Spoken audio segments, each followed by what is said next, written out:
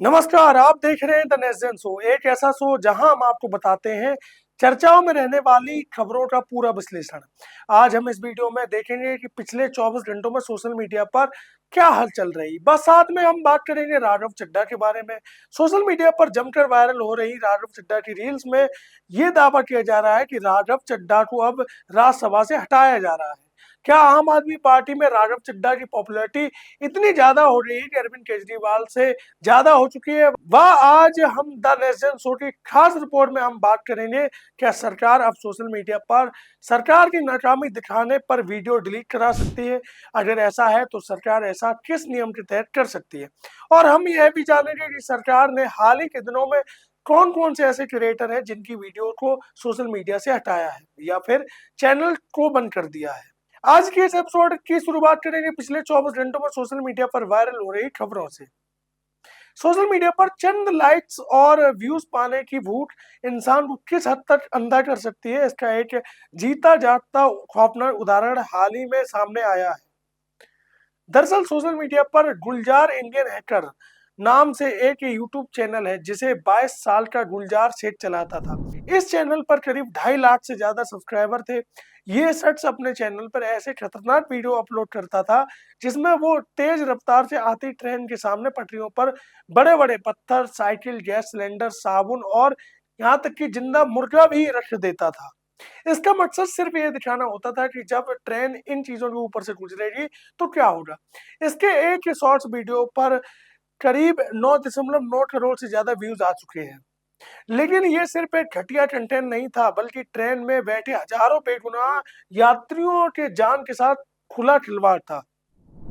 Social media पर video viral होने के बाद अब पुलिस ने कार्रवाई की है। अब बात करते हैं अगली वायरल खबर पर। पूरे उत्तर प्रदेश की जनता जब किसी मुसीबत में होती है तो वह 1076 यानी सीएम हेल्पलाइन पर फोन करती है। उस फोन कॉल की दूसरी तरफ एक मीठी सी आवाज आपकी शिकायत सुनती है और मदद का भरोसा दिलाती है। लेकिन क्या आपने कभी सोचा है कि जो लड़कियां पूरे यूपी का दुख दर्द सुन रही हैं, आज वह खुद सड़कों पर क्यों रो रही हैं? आप इस वीडियो को देखिए। ये हो रहा है मोदी की सरकार में। बचाओ हम लोगों को, जबरदस्ती लेके जा रहे हैं सर, बचाओ। मैं क्या तुम्हारे राज में ये होगा, ये कर रहे हैं सर, बचाओ प्लीज, बचाओ हम लोगों को, बचाओ सर, क्या करें, जान दे दे, बचाओ सर। ये सीएम हेल्पलाइन में काम करने वाली युवतियां हैं। आप देख सकते हैं ये जबरन में बिठाया जा रहा है।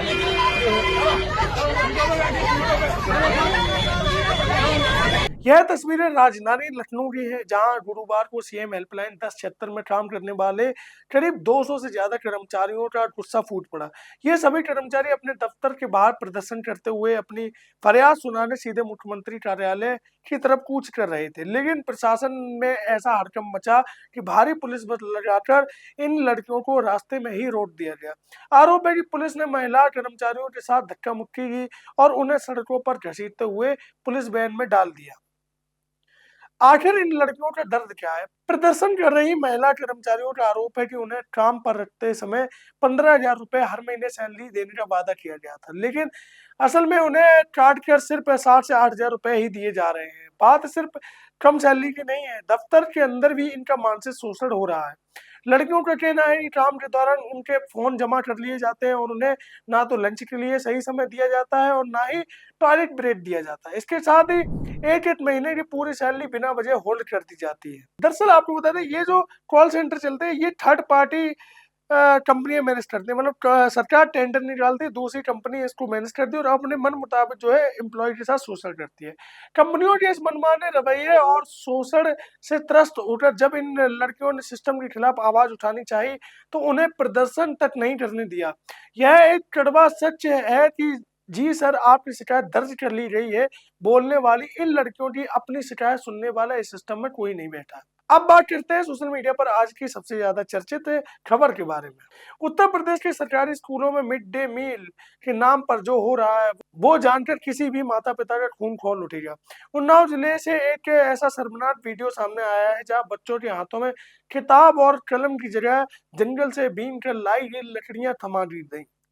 आप इस वीडियो को ध्यान से देखिए। क्या नाम है आपका? सचिन। सचिन। पिता का नाम क्या है? किस क्लास में पढ़ते हो? अच्छा, क्या समस्या हुई? हम लकड़ी नहीं सर जी हमारा सिर दर्द होता रहा है, तब हमारे सर जी का मालूम। टीचर कौन सर आपसे लकड़ी बनवाते? शिशिर यादव।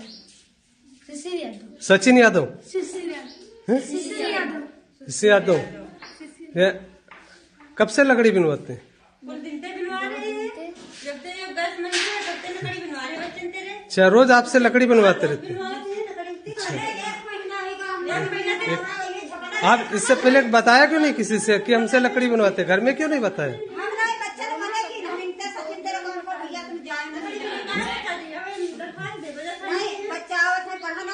या बच्चे यहाँ पढ़ाई करने आते हैं, लकड़ी बीनने नहीं आते हैं? ये घर में नहीं बताया अपनी मम्मी पापा से? टीचर अगर आपको परेशान कर रहे हैं यादव जी तो आपको टीचर से मम्मी पापा से बोलो, अपने गार्जियन से, वो शिकायत करेंगे आपसे।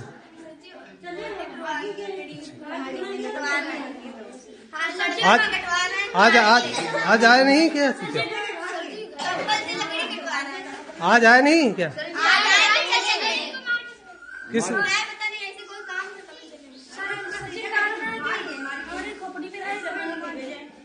खोपड़ी पिरा रहे? और किससे किससे लकड़ी बनवाते हैं? अच्छा, 4-5 के सभी से लकड़ी बनवाते? अभी दो अनुज है, वो आया नहीं आज। और लड़कियों से भी किसी से लकड़ी बनवाया? डरो मत, जो है बता दीजिए खट से। आइए, इधर आइए। तुम एक दिन गई थी बिनने?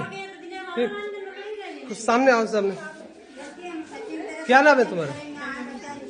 तेज बोलो। नंदिनी। किस क्लास में पढ़ती हो? 4 में 5 में। अच्छा, तुमसे लकड़ी बनवाया था, अपने मम्मी पापा से नहीं बताया? क्यों? यहाँ पढ़ाई करने आती, लकड़ी बीनने आती? लकड़ी बनना है तो फिर पढ़ाई क्यों करती है?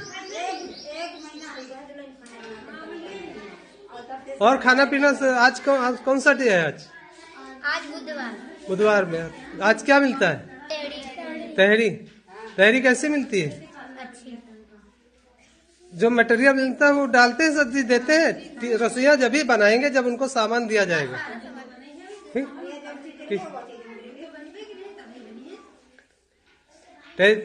खिचड़ी मिलती है सही? नहीं। जोर से बोलो। नहीं। मामला उन्नाव जिले के बांगरमऊ विकासखंड के हीरामनपुरवा स्थित प्राथमिक विद्यालय का है। स्कूल के बच्चों और मिड डे मील बनाने वाली रसोइया साफ साफ बता रहे हैं कि पिछले 1 महीने से स्कूल में खाना पकाने वाली गैस यानी एलपीजी सिलेंडर ही नहीं आया है। गैस भरवाने के बजाय स्कूल के इंचार्ज शिक्षक शिशिर यादव ने एक नया जुगाड़ निकाल दिया है। बच्चों को ही जंगल भेजकर लकड़ियां बीनने का काम सौंप दिया है।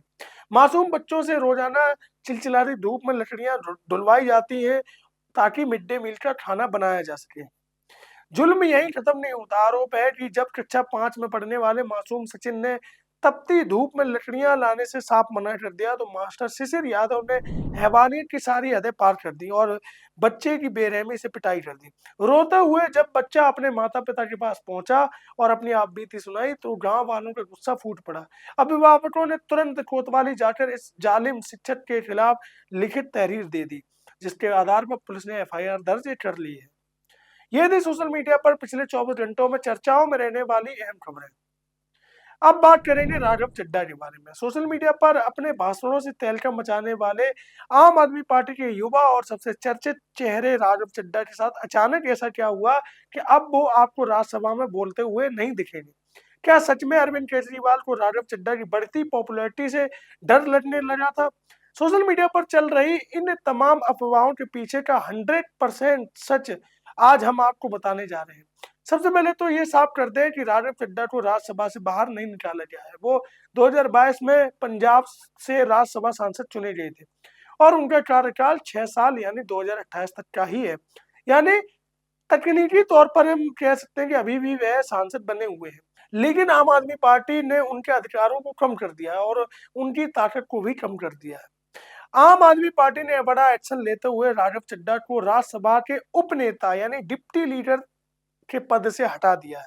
उनकी जगह अब पंजाब के ही सांसद अशोक मित्तल को यह पद दे दिया गया है। बात सिर्फ पद छीनने तक सीमित नहीं है। पार्टी ने राज्यसभा सचिवालय को एक औपचारिक चिट्ठी लिखकर यह साफ निर्देश दिया है कि अब संसद में आम आदमी पार्टी के कोटे से राघव चड्ढा को बोलने का कोई समय न दिया जाए। यही वजह है कि अब आप उन्हें राज्यसभा में भाषण देते हुए नहीं देख पाएंगे। अब आते हैं उस सवाल पर जो सोशल मीडिया पर सबसे ज्यादा पूछा जा रहा है, क्या राघव चड्ढा केजरीवाल से ज्यादा फेमस हो रहे थे इसलिए उन्हें साइडलाइन कर दिया गया?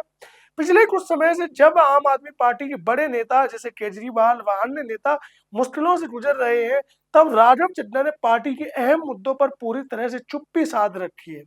उनकी ये खामोशी और पब्लिक अपीयरेंस कम होने से पार्टी के अंदर बटावट की चर्चाएं तेज हो रही थी।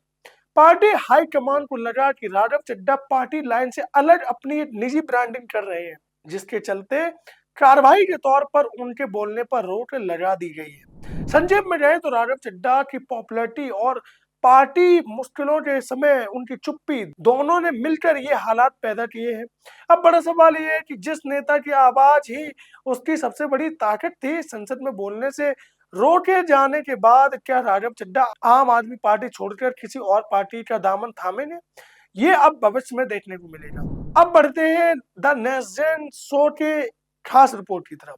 आज हम एक ऐसे मुद्दे पर बात करेंगे जो हर सोशल मीडिया यूजर और क्रिएटर की आजादी से जुड़ा है। क्या भारत सरकार सोशल मीडिया से वो वीडियोस और पोस्ट डिलीट करवा सकती है जिनमें सरकार की कोई नाकामी, कमियां या आलोचना दिखाई गई हो? आगे सरकार के पास वो कौन सा ब्रह्मास्त्र है जिससे रातों रात किसी भी यूट्यूबर का चैनल बंद हो सकता है? आइए आसान भाषा में समझते हैं इसके पीछे के नियम और ताजा कार्रवाइयों का पूरा सच।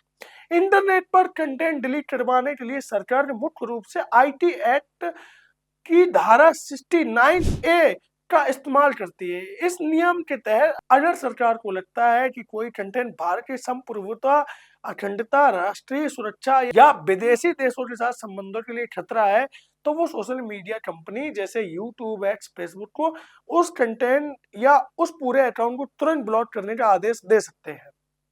हाल ही में सितंबर 2025 में सरकार ने आईटी एक्ट की धारा 79(3)(b के तहत सहयोग नाम का एक नया सिस्टम भी पेश किया है। इसके तहत अब सिर्फ बड़े अधिकारी ही नहीं बल्कि जिला स्तर के अधिकारी भी सोशल मीडिया कंपनियों के सोशल अकाउंट से गैर कानूनी कंटेंट को हटाने की मांग कर सकते हैं। इसके अलावा ऐसा कंटेंट जो किसी व्यक्ति की इच्छा के बिना डाला गया है, जैसे कि अश्लील फोटो, वीडियो को 2 घंटे में और अन्य गैर कानूनी कंटेंट को सिर्फ 3 घंटे के भीतर ही हटाने के साफ निर्देश मार्च 2026 में जारी किए जा चुके हैं। इसके साथ ही सरकार ने आईटी रूल्स 2021 में संशोधन करके फैक्ट चेक यूनिट यानी एफसीयू का भी प्रावधान किया है। इसका काम है सरकार के कामकाज से जुड़ी फेक या भ्रामक जानकारी की पहचान करना। अगर एफसीयू किसी पोस्ट को फेक बता दे तो प्लेटफॉर्म को उसे हटाना पड़ता है।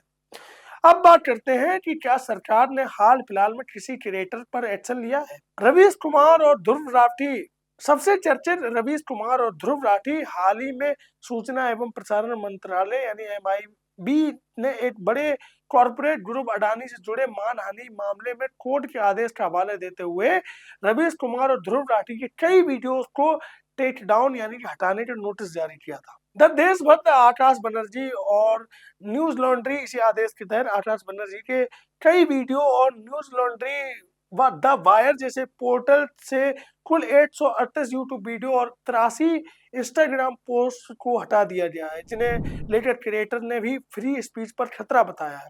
द कार्मा मार्च 2026 में आईटी एक्ट के सेक्शन 59A के तहत मिले सरकारी आदेश के बाद इस मशहूर खोजी मैगजीन के कई अहम ट्वीट्स यानी एक्स के पोस्ट को भारत में ब्लॉक कर दिया गया।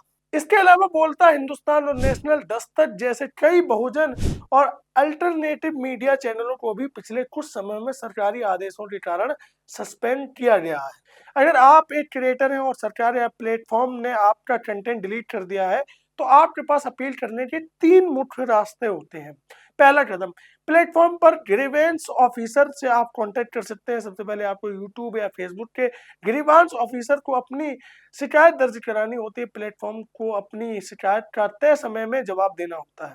दूसरा कदम, ग्रीवेंस अपीलेट कमेटी यानी GAC। अगर आप प्लेटफॉर्म के फैसले से संतुष्ट नहीं है या आपका चैनल बिना वजह से बंद कर दिया गया है तो आप IT रूल्स 2021 के तहत सरकार द्वारा बनाई गई GAC में ऑनलाइन अपील कर सकते हैं। आपको अधिकारी के फैसले के 30 दिन के भीतर ही यह अपील करनी होती है और इस कमेटी को 15 से 30 दिन में आपकी समस्या का निस्तारण करना होता है। तीसरा और आखिरी कदम, हाई कोर्ट में रिट डालकर। अगर आपका वीडियो या चैनल सीधा सेक्शन 69A के तहत सरकार ने बंद करवाया है या आपके वीडियो को हटा दिया है जिसमें अक्सर आपको नोटिस तक नहीं मिलता तो आप सीधे अपने राज्य के हाई कोर्ट में जा सकते हैं। आप संविधान के आर्टिकल 19(1) के यानी बोलने की आजादी के तहत रिट याचिका दायर करके अपना चैनल वापस मांग सकते हैं। डिजिटल दुनिया में जहां एक तरफ फेक न्यूज का खतरा है वहीं दूसरी तरफ स्वतंत्र पत्रकारों की आवाज दबाए जाने का डर भी बना हुआ है। क्या आपको लगता है कि बड़े यूट्यूबर के वीडियो डिलीट करना सरकार की तानाशाही है या सरकार इनसे डरती है? कानून का सही पालन किस तरह से होना चाहिए? अपनी राय कमेंट में जरूर बताएं। आज के द नेशन शो के इस एपिसोड में हमने जाना कि सोशल मीडिया पर पिछले 24 घंटों में क्या चर्चाओं में रहा। वहां हमने जाना कि राघव चड्ढा को राज्यसभा से क्यों हटाया जा रहा है। पर साथ में हमने ये भी जानने की कोशिश की अगर आप भी एक यूट्यूब चैनल चला रहे हैं, आपका कोई भी सोशल मीडिया प्लेटफॉर्म है और आप यदि सरकार की किसी नाकामी को दिखाते हैं और आपकी वीडियो को डिलीट किया जाता है तो आप अपनी वीडियो को कैसे रिकवर कर सकते हैं, अपने अकाउंट को कैसे वापस पा सकते हैं। अगर आपको यह जानकारी अच्छी लगी तो वीडियो के कमेंट में जरूर बताएं। वीडियो को देखने के लिए बहुत बहुत धन्यवाद।